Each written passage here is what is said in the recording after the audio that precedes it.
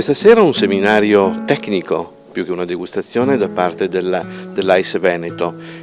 Al centro di questo seminario il bicchiere. Spesso si sottovaluta l'importanza di questo oggetto, invece un bicchiere ha una importanza fondamentale nella degustazione di un buon vino. Allora, guardi, bella domanda, grazie. La risposta è piuttosto facile.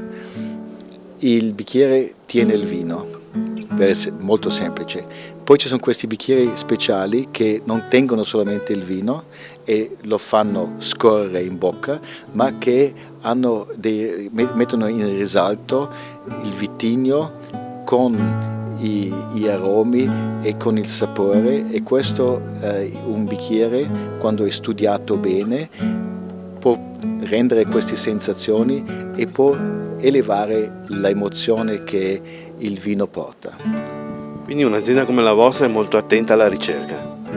Noi siamo molto attenti alla ricerca, noi vogliamo essere il calice che vogliamo nominarlo strumento per il vino, per il vitigno e per il consumatore che si rende conto che con il bicchiere idoneo beve il miglior vino.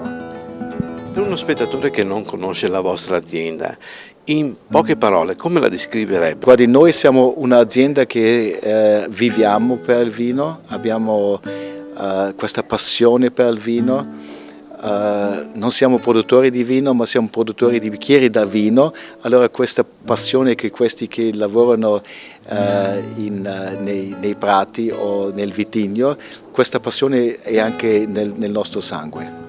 Questa sera in particolare quali bicchieri andremo a esaminare? Quali bicchieri i sommelier potranno in qualche modo provare sotto il suo attento sguardo? Allora, questa sera la degustazione è una degustazione che abbiamo tre parti.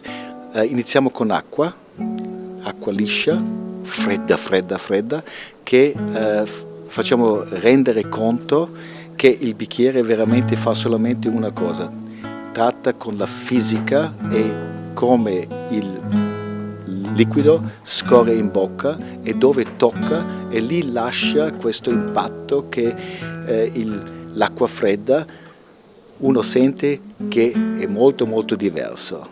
Allora questo è il primo impatto. Poi facciamo il rosso, facciamo 3 rossi, 3 vitigni diversi, facciamo Pinot Nero, Syrah e Cabernet, e per finale facciamo questo scherzetto che abbiamo anche un bicchiere della Coca-Cola per sentire come un bicchiere ha un impatto sulla bollicina, come la bollicina si rende, come la bollicina diventa grossa, che vive pochi secondi, ha una bollicina molto piccola che vive molto a lungo, e lo facciamo con Coca-Cola. Una domanda per chiudere che mi viene così spontanea. Il bicchiere ha avuto un'evoluzione nel tempo. Direi ad esempio, se mi guardo indietro, lo champagne, la bollicina, una volta si beveva in un bicchiere molto stretto e lungo, poi è cambiato e forse cambierà ancora. Cosa dite voi? Guardi, i bicchieri sono come quello bicchiere da champagne, sono molto tradizionali. Allora per il champagne che è nato del Novecento, più o meno Novecento, si hanno utilizzato la coupe quando si serviva in seduto, o la flute quando si aveva un ricevimento. Allora questo coupe e flute, e questa battaglia è sempre quella battaglia tradizionale, e noi diamo il consiglio di bere la bollicina, la grande bollicina, in un bicchiere da vin bianco, perché lì la bollicina, il profumo del vino vivace si rende molto meglio. Trova la sua massima espressione, quindi questo è il vostro consiglio. Questo è il mio consiglio.